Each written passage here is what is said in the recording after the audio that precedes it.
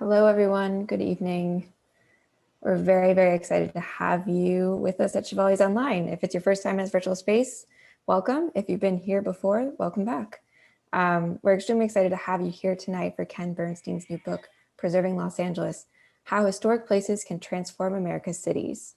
There really are a few people more qualified to talk about LA. Ken is a principal city planner for the Los Angeles Department of City Planning, oversees the city's Office of Historic Resources, and he leads the department's urban design studio, which works to elevate the quality of design for private development projects and major civic investments. Before joining the Department of City Planning, Ken was Director of Preservation Issues for the Los Angeles Conservancy, which is the largest local nonprofit historic preservation organization in the country. Ken, thank you so much for being with us tonight. Thank you. It's such a pleasure to be with all of you, and good evening. And I want to first start by just thanking Chevaliers for having me. And we're going to be talking about Los Angeles and its historic treasures tonight. And I think Chevaliers, which I know bills itself as, I believe, the oldest remaining independent bookstore in Los Angeles, is certainly a cultural treasure in its own right. And we all do need to support our independent booksellers. So it's great to be part of that tonight. So what I wanted to do this evening was to share a little bit about what went into the making of Preserving Los Angeles, a little bit about some of the key themes of the book, along the way be showing you some images that illustrate some of the key points of the book.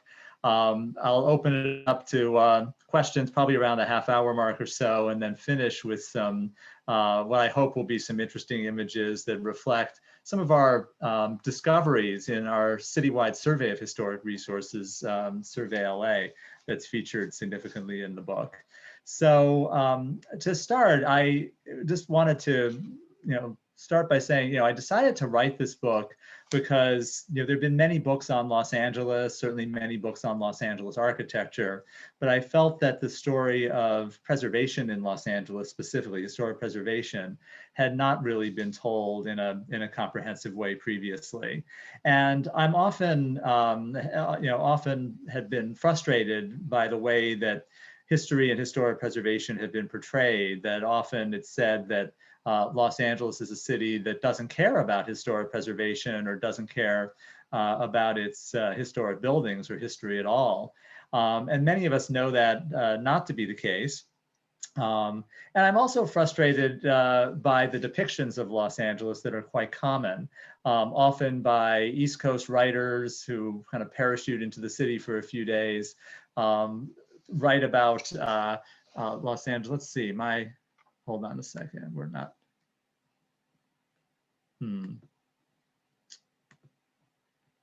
Let's see.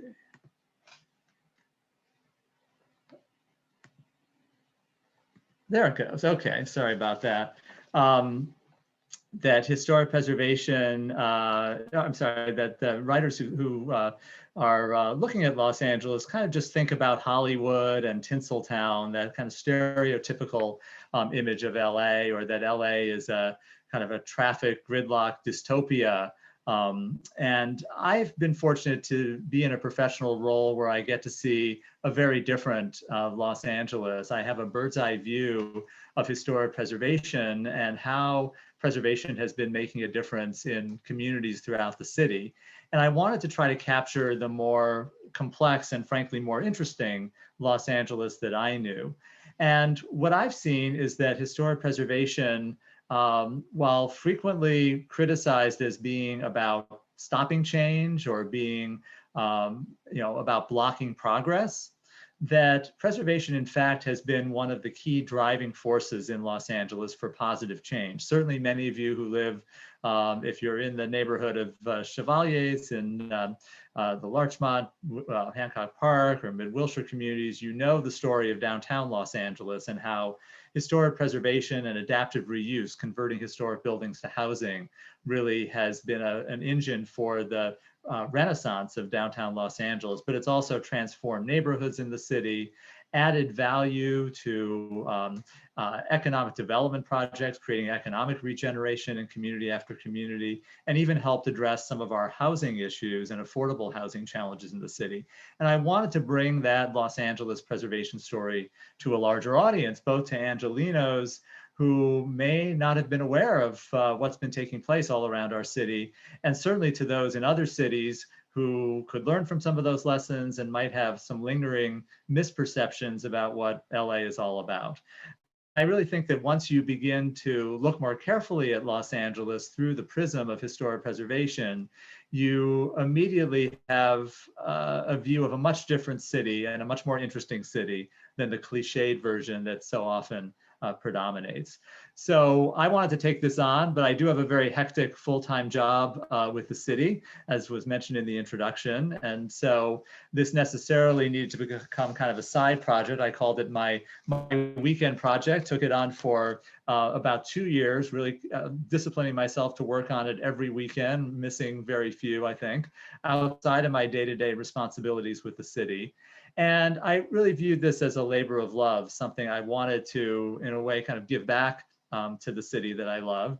And in that spirit, I decided to donate my proceeds from the book to 3 national organizations that are working toward greater representation and inclusion in historic preservation. The African American Cultural Heritage Action Fund, that's part of the National Trust for Historic Preservation, an organization called Latinos in Heritage Conservation, and APIA-HIP, Asian and Pacific Islander Americans in Historic Preservation. And all 3 of those are national organizations that really reflect some of the themes I'll be talking about tonight in terms of diversity, equity, and inclusion related to historic preservation. I also knew that I wanted this to be a very visually rich book, so that I wouldn't just be telling everyone, but could show everyone the power of preservation and how compelling some of our preservation projects have been in LA.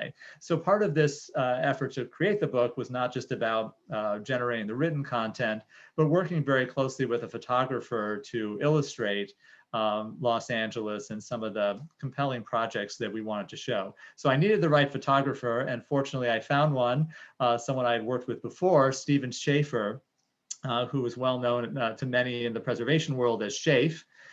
He is someone who is a historic preservation leader in his own right in his community of Ventura. He's also on the board of the California Preservation Foundation, our statewide preservation group.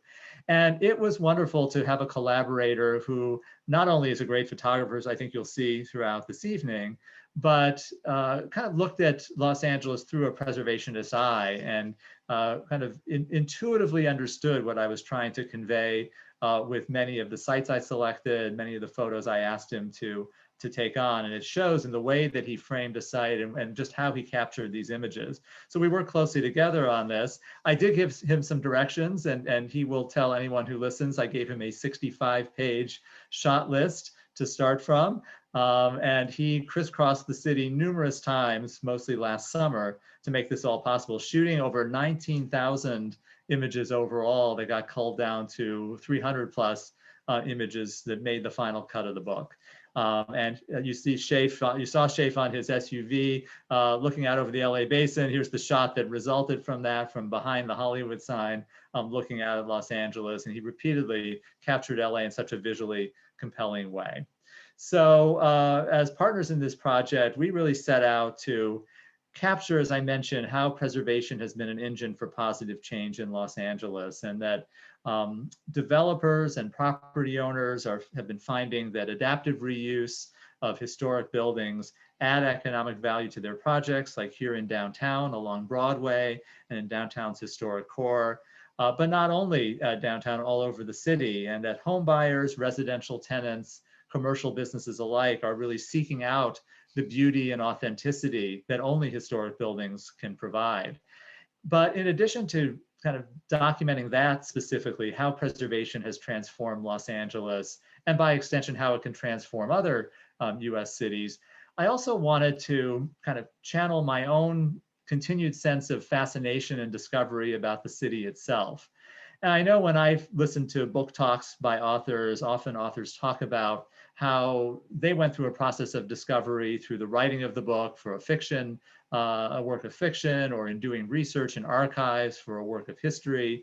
For me, the process of writing, Preserving Los Angeles, was less about the discovery along the way of writing and more about channeling the discovery that I've been privy to throughout my professional career in LA city government, because I have responsibility for identifying, documenting, and helping to protect the places that define the second largest city in the US. And I really have the privilege through that work of seeing what I call the real Los Angeles, and helping community leaders preserve and revitalize remarkable places that matter to them. And so what I love about my work is that I'm constantly discovering not only more about historic preservation in the field, which is constantly growing and evolving, but about the city itself. I'm constantly discovering the city, and I get to often go to remarkable places that I want to share with a wider audience. One of those was the Garden of Oz in the Hollywood Hills, where I had the opportunity many years ago to meet Gail Cotman, the incredible property owner who made this secret garden possible. And together with more than 75 of her artist friends, including Beatrice Wood, who many of you may know, in terms of her work, she began to evolve the space adjacent to her home, just in the Beechwood Canyon neighborhood, into a children's folk art and peace garden, creating a munchkin land that you can see here, dedicated to Dorothy and the Wizard of Oz. She created celebrated thrones, highlighting musical figures from Duke Ellington to Ella Fitzgerald, and peacemakers such as Rosa Parks and the Dalai Lama. And this is a garden that's only rarely open to the general public. She distributes keys to neighborhood residents and children, as well as artists, to experience this space. But she was very generous in allowing it to be photographed, which is quite rare for this book. And this is just one example of many that I've encountered in my work in historic preservation. I often find myself thinking, if only the naysayers, who bash LA, those who misperceive LA, could just come along with me and see this and see what I'm seeing, they would have a very different view. And that's part of what I wanted to do with the book, which was to, of course, provide some practical content of what we've done in Los Angeles through city government, and how other cities can look at preservation policies in this way, but also to infuse into this story my own continued sense of discovery about the city. And I hope that the Los Angeles that is showcased in the book, I'll just have a chance to sample it lightly tonight, that will be a springboard for you as well to pursue your own further exploration and discovery. So we start Los Angeles preservation story with a discussion of the power of historic designations itself, designating local landmarks in Los Angeles, what we call city historic cultural monuments. And we have over 1,200 of those in Los Angeles, that many of which have been critical to protecting historic places from demolition, sometimes 11th hour rescues, or really led to their dramatic transformation. In the San Fernando Valley, we tell the story of the Idle Hour, which, as you can see, is one of the few Los Angeles commercial buildings that reflect what's called programmatic architecture, in which the form of the building reflects its use. Clearly, this is a bar created in the form of a whiskey barrel from 1941. And for many decades recently, it was a flamenco dance theater called La Caña. And the flamenco dancer who was the star of that show lived in the theater. So many of you have heard the story of the old woman who lived in a shoe. This became the story of the old woman who lived in a barrel. Dolores Fernandez, who after the dinner theater closed, lived at the site until about 2010, when she became ill, moved into a rehabilitation facility. The building had deteriorated significantly and was threatened with demolition. But as a result of the historic cultural monument process, it was rescued. Chris Nichols, who's an editor at Los Angeles Magazine and active with the LA Conservancy's Modern Committee, helped prepare the nomination. And that led to a rescue of the building when the building was auctioned off by the 1933 group, which was a group that has transformed a number of nightclubs and bars around the city, headed by Bobby Green. And Green and his partners spent about $2 million rehabilitating the barrel, and also relocated to the cafe's patio a 1960s reproduction of the Bulldog Cafe, which was another programmatic work that once had sat on Washington Boulevard, dated from 1928, but this was actually a replica that had been exhibited in the Peterson Museum. So it's a wonderful juxtaposition of two examples of very rare programmatic architecture in Los Angeles. Los Angeles has also been a preservation pioneer, and many people aren't aware of that. We had one of the earliest city ordinances that allowed for the designation of local landmarks, historic cultural monuments. I often point out that they are called historic-cultural monuments, indicating that from the very beginning, this was not only about designating works of architecture, but talking about cultural history, social history in the city. And a great example of that was the designation of the Black Cat, another bar, but this one in Silver Lake, and significant not for its architecture in this case, but for its role in creating social change. And many of you might know about the New York Stonewall riots in 1969, but the Black Cat in Los Angeles about 2.5 years before that was actually one of the first examples of LGBT activism in the nation. There had been a New Year's Eve raid on the bar, a melee where patrons were dragged out on the street and mistreated by the LAPD, arrested for doing nothing more than celebrating with same-sex partners in many cases. And weeks later, several hundred protesters converged on the site to protest the treatment of patrons that night. And it led to a court case that was one of the first, this was one of the first public demonstrations and one of the first court cases that asserted equal protection rights as a basis for gay rights in America. And again, that began in LA. Our ordinance was a pioneer in allowing for such designations, and this was one of the first sites of this type that achieved landmark designation nationally. This was designated as a historic cultural monument in 2008.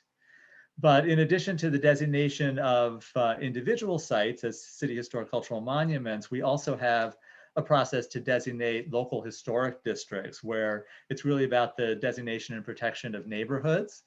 And we have a chapter in the book that addresses the creation in Los Angeles, what we call HPOZs, Historic Preservation Overlay Zones, that are our local historic districts that have been tremendously successful, not only in preserving historic architecture, but in really helping to promote revitalization and create a sense of community. And we have one of the largest local historic district programs in the nation, 35 HPOZs, encompassing about 21,000 separate properties. And we talk about how these historic districts have led to significant transformations. I had room in the book only to spotlight a few of those, but in my selections, I wanted to highlight what's very distinctive about Los Angeles's historic districts. And one of those is the tremendous ethnic, economic, demographic diversity. I think there's an image, again, a misconception that historic districts are only for the economically elite. And that's not the case in Los Angeles. There was a study last year by the firm Place Economics, commissioned by the Los Angeles Conservancy, that found that the population, the average non-white share of the population in our HPOZs exceeded that percentage of non-white residents in the rest of the city as an average. And so it really shows that even as our city in some ways has become more stratified economically and demographically, our historic districts have managed to retain a very vibrant mix of residents from all backgrounds. And one example of that is the Jefferson Park neighborhood of South Los Angeles, which its designation about 10 years ago was both a reflection of and has continued to spark continued reinvestment and an enhanced sense of community that many residents have spoken about within this neighborhood. And we have an example of a resident in the neighborhood who is highlighted. And this photo also illustrates how change is possible within historic districts. You can see the drought-tolerant landscaping that was introduced in more recent years and how that can be inserted within a historic setting. We have a wide variety of types of neighborhoods that are HPOZs in the city, spanning from construction beginning in the late 1880s, mid to late 1880s, into the post-World War II era. We have two mid-century modern HPOZs. One of those is the Balboa Highlands neighborhood. It is a Joseph Eichler tract, a developer who built many homes in the Bay Area, just a handful of tracts in Southern California, kind of bringing modernism to the masses. And this is from 1962 to 1964. It's our youngest historic district in the city. And we also wanted to grapple in the book with how the historic districts and historic preservation in general is addressing issues of density and our housing crisis. We have obviously a crisis of homelessness, a crisis of housing affordability and housing supply. And Los Angeles has actually shown that historic preservation and density and a wide variety of housing types, those aren't mutually exclusive. Again, that place economics study showed that the density in historic districts in Los Angeles is actually 50% higher than the average density in the rest of the city in residential neighborhoods, and higher than the residential densities in Boston, Chicago, and Washington inside those historic districts. And this is an example of then the Lincoln Heights HPOZ, showing how many of our historic districts have kind of a natural, walkable, and vibrant kind of mid-level of density. This is showing kind of eclectic housing options within a historic district. On the left, a Spanish colonial revival triplex. A hip roof cottage. In the center, a Spanish colonial revival triplex. And then at the far end toward the right, a prairie craftsman style apartment building. So you have distinct architectural styles, distinct building types, but it all holds together somehow within the setting of a historic district. So as you can see, we have some remarkable photos and beautiful images throughout the book, but I didn't want readers to be kind of so caught up in the images of buildings that you would lose sight of the fact that historic preservation is ultimately about people. Both the people who inhabit and give life and vibrancy to some of these significant spaces, and the people whose commitment and passion really help make historic preservation possible in the first place. So it was important to me that we included what I called preservation profiles. We did about 10 preservation profiles in the book that illustrate just a few of the people in Los Angeles who are making a difference in historic preservation. A couple of examples here: Michael Diaz, who actually was the driving force behind that Lincoln Heights HPOZ that I just showed, and has been committed to historic preservation as a tool for community building and economic revitalization. And Kristen Hayashi, who was a volunteer, a PhD student in history, who hadn't ever been active in historic preservation, but volunteered for the Little Tokyo Historical Society and took on a historic cultural monument nomination for the Japanese hospital, not in Little Tokyo, but actually in Boyle Heights, which tells the story of 5 Japanese American immigrants in the 1920s who built a hospital for their community at a time when immigrants were actually being denied health care. So that was a very successful nomination, and again, one of many sites that reflects the social and cultural history of the city. So it was an honor to create a place within the book for many of these individuals to tell their own story in their own words and have that come through in the book. It's important to point out, though, that I don't want to create an entirely rosy picture of historic preservation in Los Angeles. There are many areas that certainly where there's room for improvement. One of those is related to what I've just been discussing, which is really the issues of diversity, equity, and inclusion in historic preservation. We worked hard on those issues in Los Angeles, and I'll touch on some of the ways we've done that in a moment. But I think in many ways, we've still fallen quite short. And even today, a very disproportionate number of our local landmarks or historic cultural monuments reflect communities of color. It's about 6% overall. Only 3% of our designated historic cultural monuments reflect African American heritage specifically. And so we want to take a very close look at why that's the case. We've been taking steps in that regard. We do have some that are very noteworthy that reflect some of this heritage. One of those is the New Temple Missionary Baptist Church in South Los Angeles on South Broadway.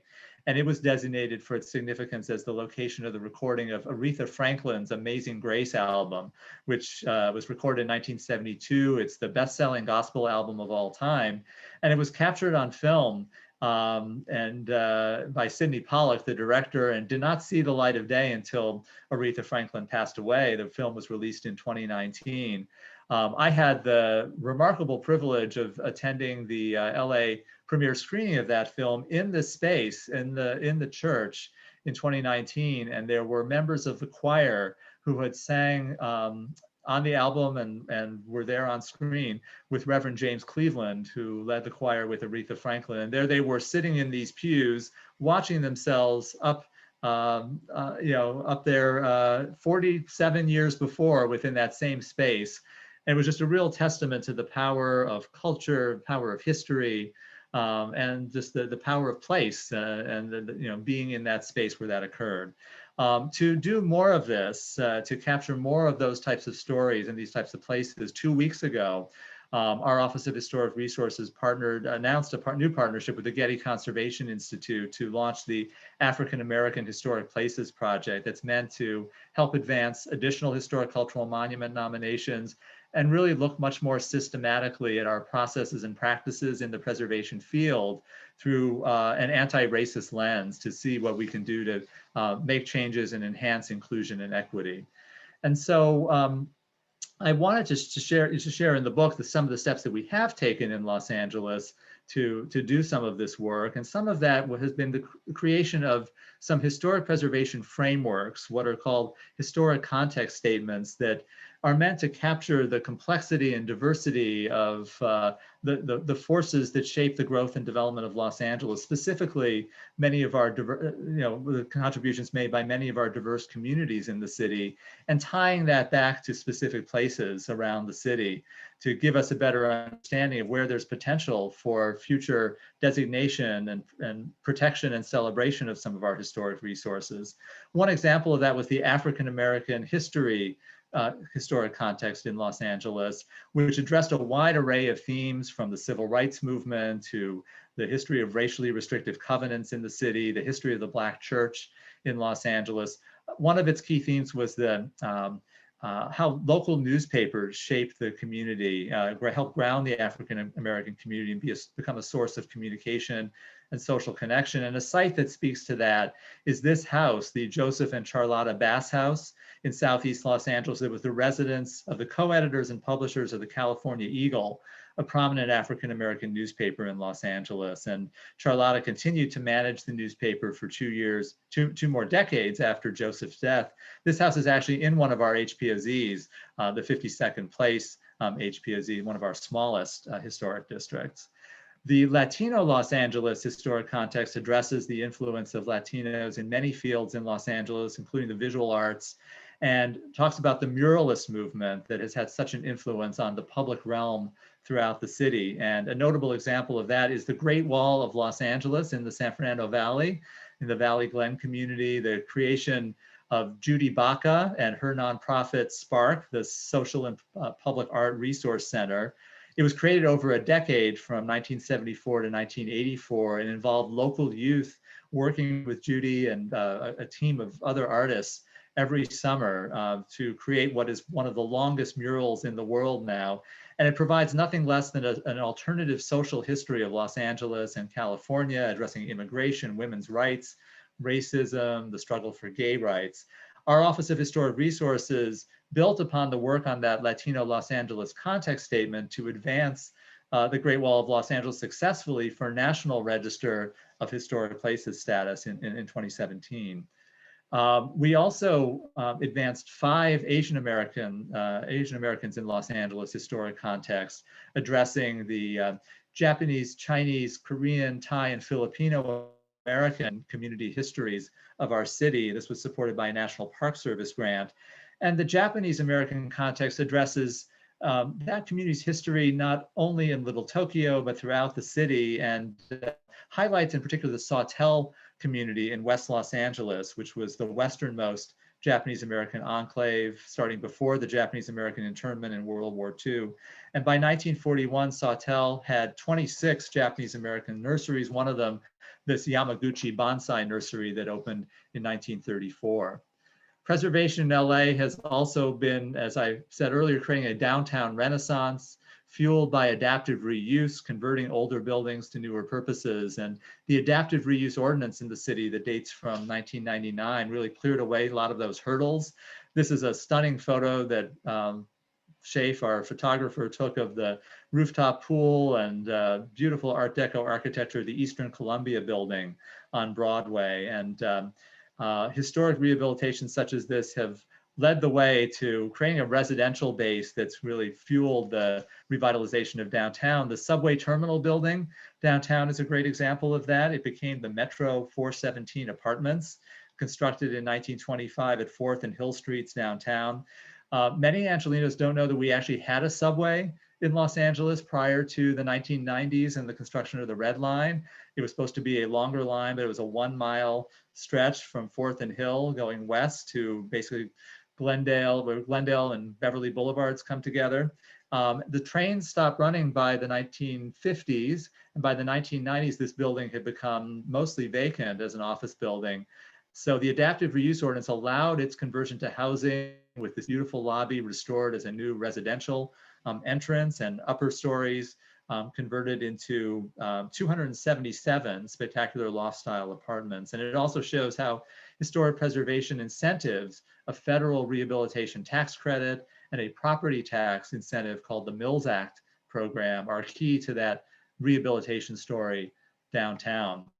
And adaptive reuse and historic rehabilitation is not limited to just downtown or to housing for that matter. It's also fueling revitalization of many communities around the city and adds value for businesses. So when Google was looking at a new flagship location for the west side of Los Angeles, it wasn't looking at conventional office space. It took the long vacant hangar building in Playa Vista, where Howard Hughes had constructed the Spruce Goose, the H-4 Hercules flying boat that famously only flew once.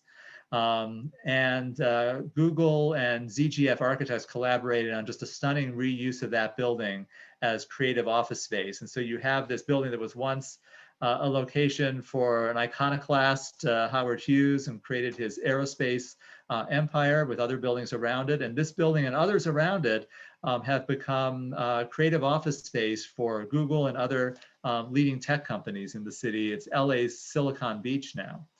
And in other locations, adaptive reuse is representing an important approach to creating dedicated affordable housing.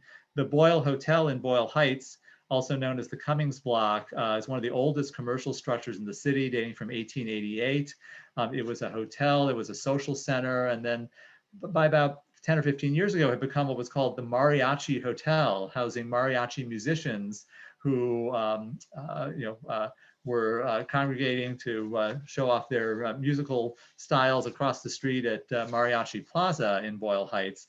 The East LA Community Corporation, a nonprofit, took over the building, rehabilitated into 30 units of low-income affordable housing in the historic building, with 21 new additional buildings added on with a new compatible addition. And they restored some of the missing architectural features along the way to show how historic buildings can really be a source of new housing supply in the city and even be adapted to new affordable housing. So before I open it up to questions, just wanted to introduce that a large part of the book captures the work of Survey LA, our citywide historic resources survey project that was completed in 2017, which was the largest and most ambitious survey of its type in the nation, a partnership between the city and the J. Paul Getty Trust. And it started with this map, in a way, a very daunting challenge, the sheer size of Los Angeles, a city of about 470 square miles, 880,000 separate properties citywide. And we had to cover literally every street of Los Angeles citywide across that geography to help identify what might be significant historic places in every community, to use that as the basis for better planning in our city. So survey teams literally traversed every city with laptops and tablets, You can see the shadow of a couple of our survey team members here. We tapped into the collective knowledge of Angelenos in advance of being out in each community to help capture what significant places matter to them that might not be architecturally significant or immediately obvious. And the Office of Historic Resources also created new technological tools to really create the first digital survey of its kind in the nation. And all this led to the first comprehensive and publicly accessible inventory of potential historic resources. These are places that are not yet designated historic places or historic districts. It's available online at historicplacesla.org.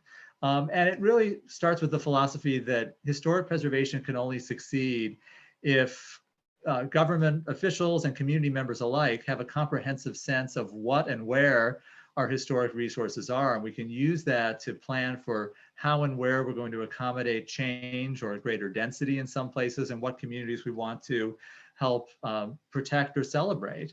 And we're flagging that information for developers and property owners as well. So a good portion of the book features what I call Survey LA discoveries. And there's this wonderful introduction spread with the interior of one of those discoveries, the Congregational Church of Northridge that Shafe, our photographer, shot. I'll share with you a sampling of some of those interesting finds after we finish Q&A, so I'll keep you in suspense. But before we open it up, I just wanted to close with this image that I used to introduce our final chapter of the book that I called Looking Ahead, the Future of Preservation.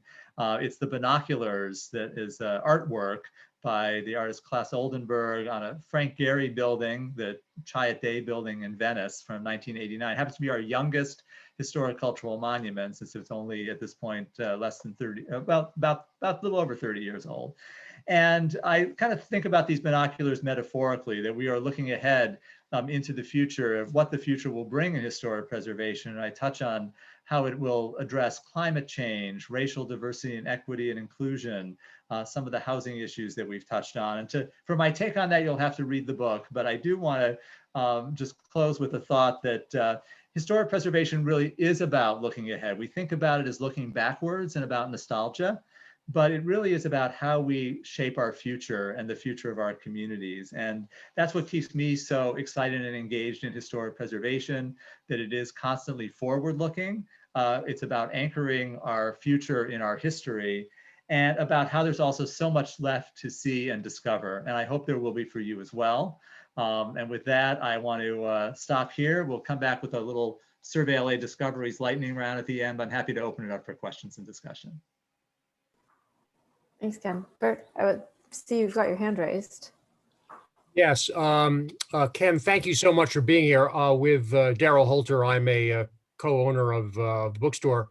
Daryl, as you know, with his family owns Felix Chevrolet and the Petroleum Building, and so he's deeply interested in historic preservation. I prepared a law review note on it about the designation of Grand Central Station.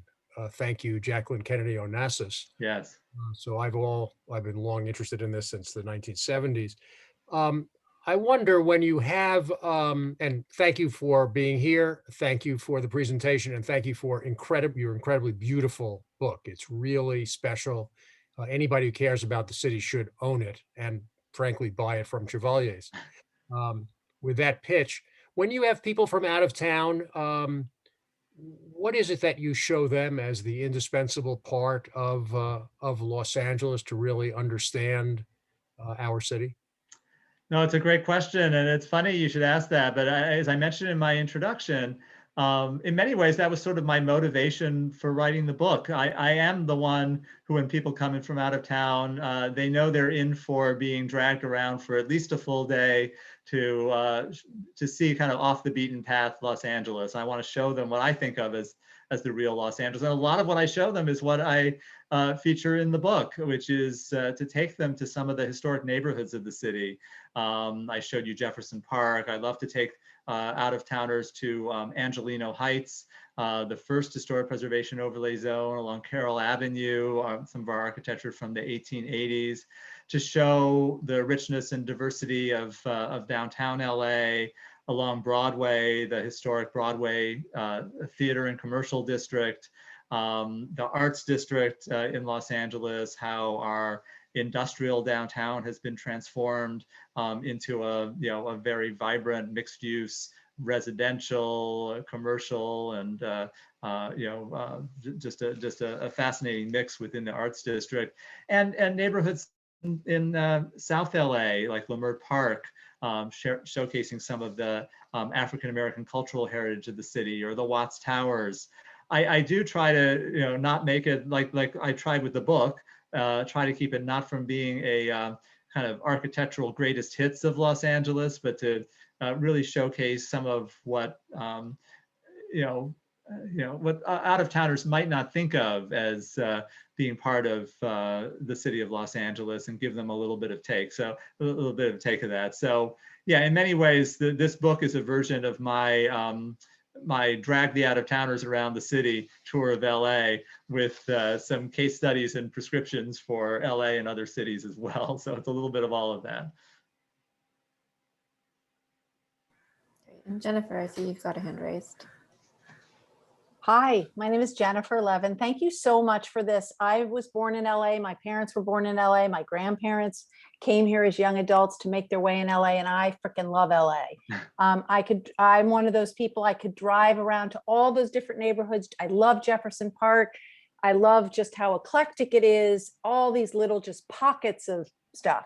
And I am pretty upset about sort of all these conversations. I understand them, but I'm really worried about the future of our city and how eclectic it is, how heterogeneous it is, because of zoning issues. And I want to know, do you know, and no one's been able to give me a good answer, SB 9, which is going to eliminate single-family homes, single-family zoning, sorry.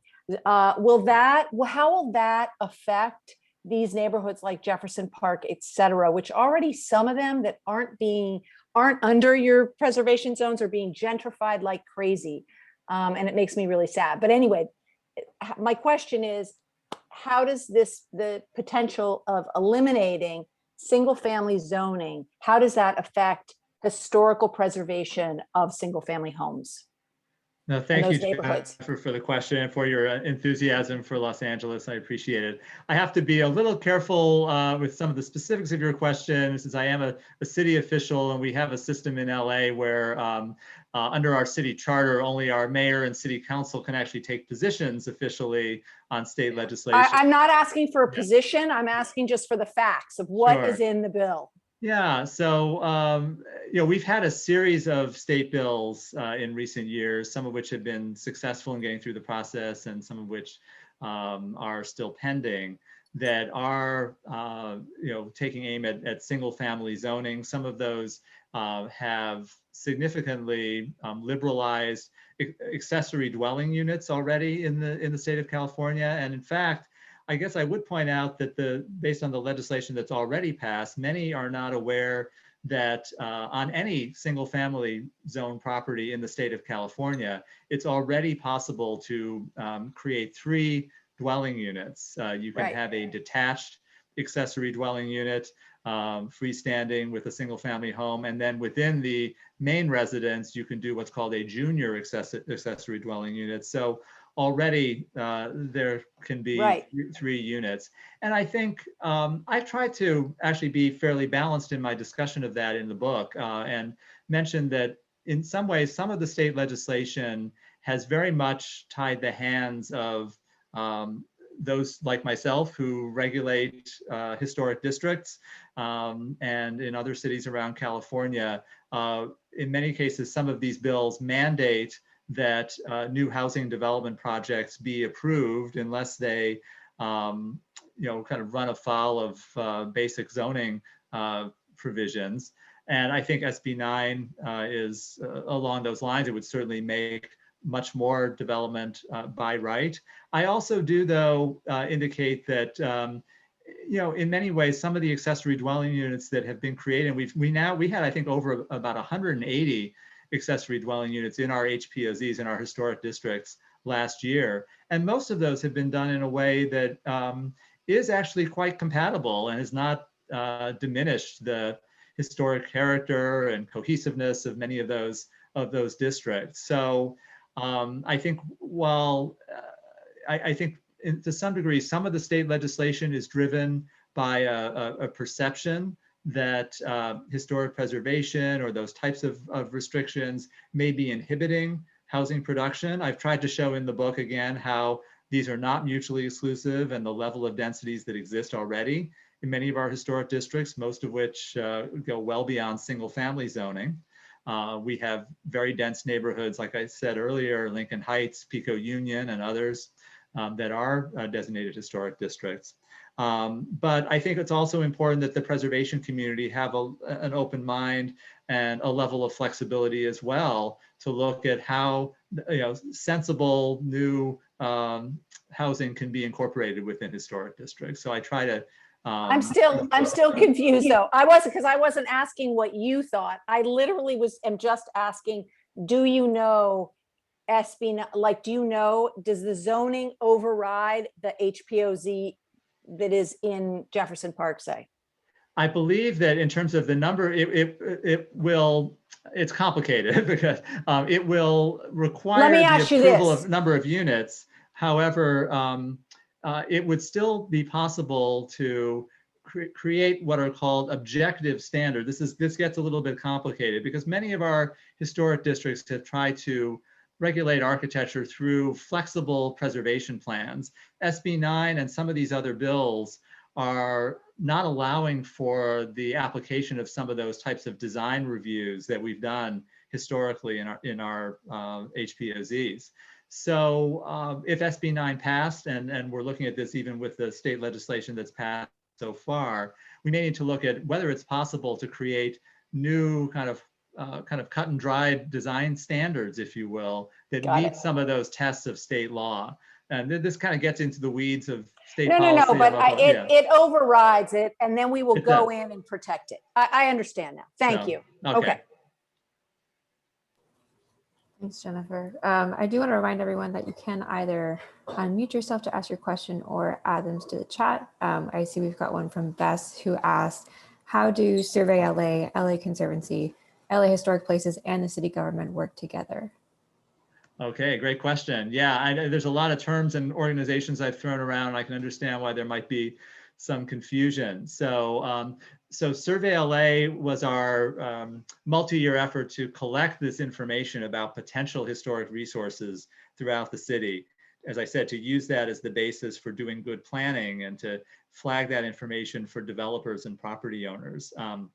Historic Places LA is the repository for all of that information. It's our citywide inventory of historic resources and makes that Survey LA data more searchable and mappable for everyone and accessible to look at resources in anyone's community, as well as to search by theme or architect or location.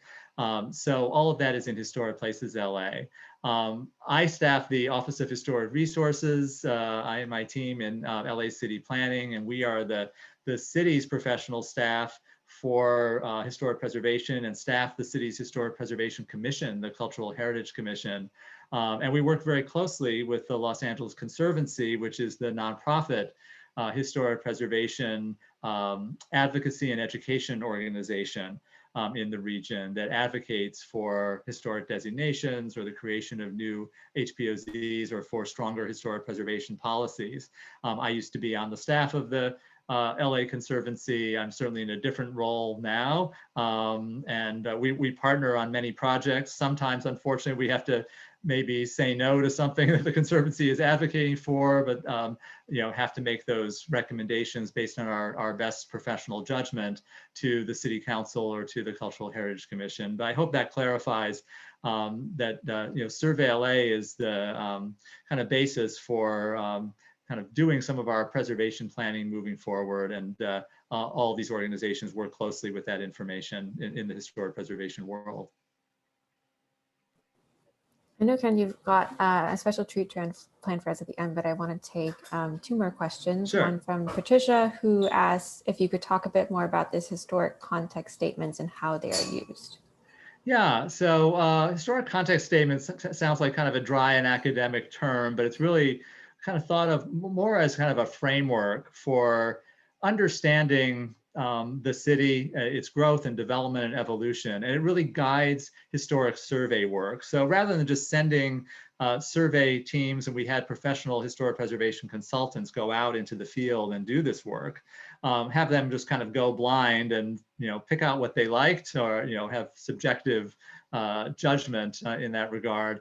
That work was really anchored in a great deal of research through those historic context statements that distill down all that we know about Los Angeles, its architecture, the forces and themes that led to its growth and evolution, and then allowed the surveyors to understand why a particular place might be significant within one or more themes that had been fully developed in that historic context. So it's a way of kind of distilling all that we know down into a framework that's usable by historic preservation professionals and community members alike. And I highlight a lot of that context work in the book, but specifically, as I said, the themes that were developed for many of our with many of our diverse communities in the city, highlighting African American heritage, Latino history, Asian American history. We did the first LGBT historic context of any major city in the nation, and we did, I think, the first context focused on women's rights and the activism around the struggle for women's rights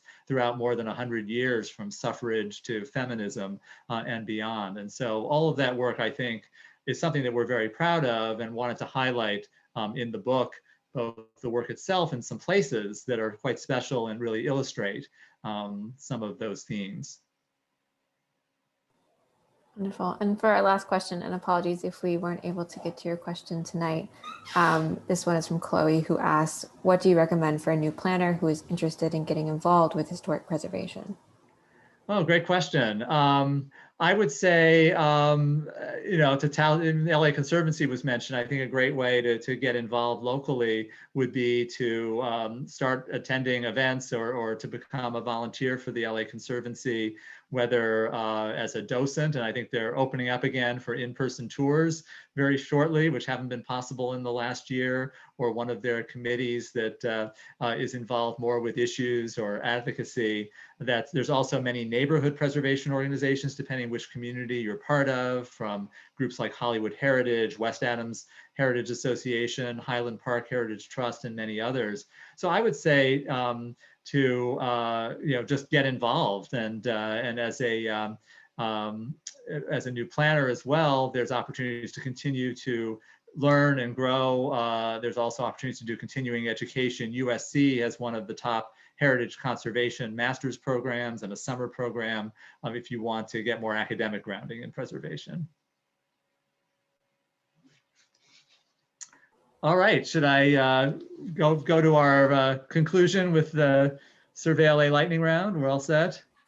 All right. Yes, let's go. Okay, here we go. So, as I mentioned in talking about Survey LA, we identified important historic places throughout the city, and I wanted to give a sampling of that tonight. And again, it's sort of a sampling of a sampling that's in the book, and showcase, again, not only architectural showstoppers, and Shafe, our photographer, took very compelling images of those, but I wanted the book to represent the widest possible range of property types and development eras in each community. So I've covered in the book all 35 of our community plan areas of the city. So every community in Los Angeles is highlighted, from Pacoima to Wilmington and the Harbor to Mar Vista and many others. And I wanted the book to reflect these hidden gems in each community. So here's just a few places that I personally found interesting, mostly for what they reflect about Los Angeles, such as the Q Sing Chan residence in Boyle Heights,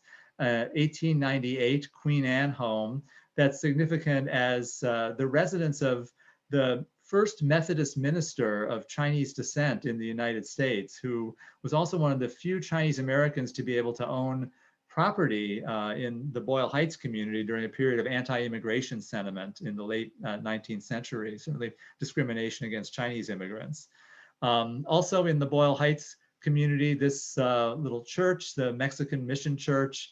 Many of you may know Amy Semple McPherson and her Angelus Temple in Echo Park, Sister Amy, but you probably didn't know that she established many other churches in the city, a network of small neighborhood churches that were meant to allow the Foursquare church to reach out to the city's growing Mexican American community. And this is one of those that dates to 1930.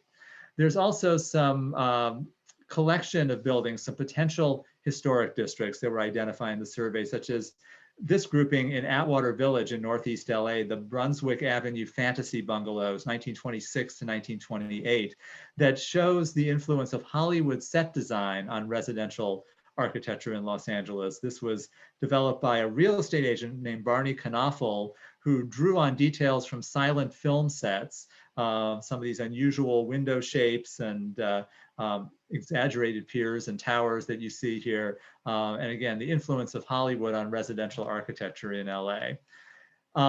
Then for a taste of Europe in the Hollywood Hills, the Hightower, which is a Italian campanile in the Alta Loma development from the 1920s. It's a freestanding elevator tower that is providing access to hillside homes from garages below, and it's also connected to a network of concrete staircases in the neighborhood. So a little taste of Europe in above Hollywood.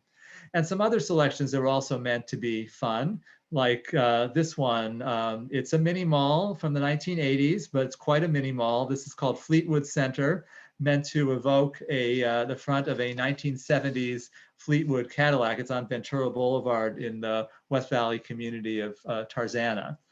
And also in the West Valley is the Epiphany Lutheran Church in Canoga Park. This is one of those visually stunning examples. The architect Edward Davies, with his soaring A-frame chapel conveying Googie architecture, sort of mid-century modernism and optimism in a religious structure.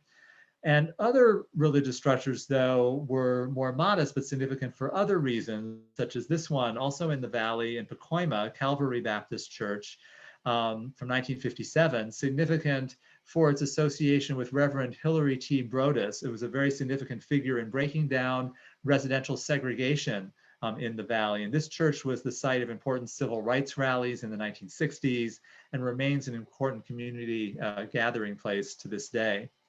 Also in the East Valley, and again, a kind of more visually compelling example, Pink Motel and Cadillac Jacks on San Fernando Road in Sun Valley from 1947 to 1949. And it reflects an era where there were once many motels like this on San Fernando Road, because San Fernando Road was Highway 99. It was the sort of northern gateway into the San Fernando Valley and Los Angeles from Northern California before Interstate 5 and other interstates were constructed. This is now mostly used as a filming location. To head over to the west side quickly, the Orilla Kempton residence from 1906, a craftsman home with Queen Anne influences. And I think of this as an example of where the real estate adage, location, location, location, comes into play for historic significance. There are many craftsman and Queen Anne Victorian era homes in the Central City area, but almost none on the west side. And this is one of the oldest homes on the west side of Los Angeles. It is the oldest remaining residence in Mar Vista and located atop what became Los Angeles's first gated community, atop Mar Vista Hill. And not too far away from that, in the community of Del Rey, is this little building on Berryman Avenue, very modest, but it dates from 1922, but it is one of the only, I think it is the only remnant building from what was the Barnes City Wild Animal Circus and Zoo. So this was a zoo that comprised about 4,000 animals, and as well as a circus that took up much of the site. And when the circus was on the road, the zoo remained and was open to the public. It was part of a separately incorporated city called Barnes City in the 1920s and was consolidated into the city of LA in 1926. A very different type of kind of remnant building. This is in the harbor region of the city, the Roosevelt Memorial Park Organ Pavilion building. It's a freestanding building that was designed to house a Wurlitzer pipe organ that was dubbed the mightiest Wurlitzer, because it was designed to project music throughout a huge memorial park and cemetery grounds. And this organ was said to be audible from 5 miles away. The organ became unplayable following it was damaged in the 1933 earthquake in Long Beach. It was unplayable by the 1950s. it was removed and remains in storage, but the Oregon Pavilion remains intact. And I wanted to highlight neighborhoods, other neighborhoods that were eligible to become historic districts and that were remarkable in many ways. This is Vermont Knowles in South LA, developed between 1928 and 1939. And Schaef's photo of this, I think, really captures the but striking consistency of its massing in many ways, but also the visual variety that still exists within that. This was adjacent to the original campus of Pepperdine University in South LA before it moved to Malibu in the 1970s. It's a neighborhood that's trying to achieve local district historic status today. And a few miles away from Vermont Knowles is this neighborhood of modest homes called the Goodyear Gardens neighborhood. And it's significant as an example of worker housing, one of the few places where an industrial manufacturer, in this case, the Goodyear Tire and Rubber Company, created housing for its workers in the 1920s. And it speaks to the history of LA as an industrial center and families that live there, not too far from the Central Avenue Jazz Corridor, a vibrant commercial district for African Americans in that era. And I just want to finish quickly with a few sites that reflect constant change or evolution in our historic places, what I like to think of as layers of history, like this one in Pacific Palisades, a house that started out as a case study house, a demonstration house for mid-century modern architecture in the 1940s. But Eric Owen Moss, the prominent architect, transformed it into sort of a postmodern deconstructivist residence. And I love the photo here showing this sort of floral motif throughout, and was curious about it. And the home is now owned by a couple who, the husband, Ed Massey, is the artist and creator of Portraits of Hope, which is an art project for hospitalized children, does civic education, often using these New York City taxi cabs and this floral motif. So 3 distinct chapters of this house: mid-century modernism, postmodernism, and the new chapter being written by its current owners. And similarly, this hotel in the Arts District, what was the downtown industrial district, the American Hotel, formerly known as the Canadian Hotel because its manager, first manager was Canadian. It had originally been built as a first-class hotel for African Americans, mostly for Pullman car porters who worked at the nearby railroad stations. And it became, by the 1970s, though, a music venue, the site of Al's Bar, which was the center of the punk rock scene in Los Angeles, and became the home of grunge rock in the 1990s. So a very distinct set of chapters for this building. And you see those layers. And then finally, in the Crenshaw district, the Crenshaw-Sanon eligible historic district identified in Survey LA, 71 homes that are notable for their association with the Japanese American community that settled in this area after World War II. And that community has mostly moved on. It became an African American neighborhood, continues to change demographically, but you can see little architectural motifs and certainly landscaping like bonsai that still remain and keep that history and those layers of cultural identity in the city very visible. And so that's really what I wanted to try to convey through preserving Los Angeles in all of its layers and complexity, that much more interesting and nuanced city than the caricatured version of Los Angeles. And I just wanted to end by zooming back out. This is one of those places I take out of towners. It's a little more obvious, to go back to that question, often to look over the city from the Griffith Observatory and see it from afar, and then go down to look at it up close, as we did tonight. And I hope you'll do in reading the book. And I hope that as you delve more deeply into preserving Los Angeles, you'll begin to see those layers of history and meaning in Los Angeles, and that the real Los Angeles will become much more legible, much more meaningful to you as well. So with that, it's been a pleasure, and thank you so much. Thanks everyone for coming out tonight. We really appreciate all your thoughtful questions and time. And thank you, Ken. This book is gorgeous, and we hope to see many people in the store soon picking it up.